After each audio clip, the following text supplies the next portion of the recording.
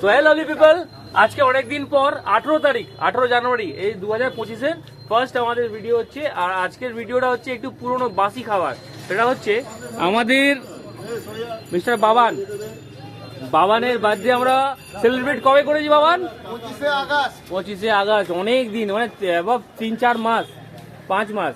তো আমরা বাবানের বার্থডেতে খুব ভালো করে সেলিব্রেট করেছি। বাট বাবানের বার্থডের গিফট আমরা দিয়ে উঠতে পারিনি, কারণ গিফটটা মার্কেটে অ্যাভেলেবেল ছিল না।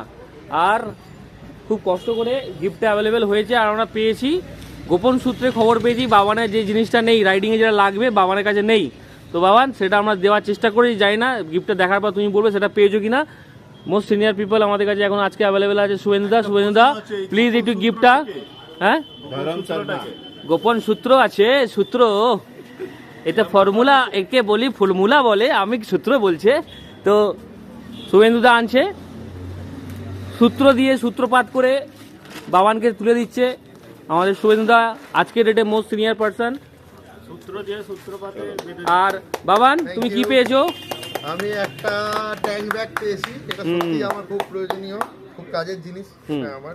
Thank you BBL. এগুলোতে কি রাখবে বলো বাবান? এর মধ্যে আমার কিছু জলের বোতল, জলের বোতল, কিছু কাঁচের বোতল, এই তুমি বিড়ি খাও? এই কি কথা? এটা কিন্তু ফেসবুকে দেওয়া হয়, সবাই জেনে যাবে তুমি বিড়ি খাও। কিন্তু এটা কিন্তু বিড়ি খাওয়া, তোমার দাঁত কিন্তু এখন লালা পিলা হয়নি কেন?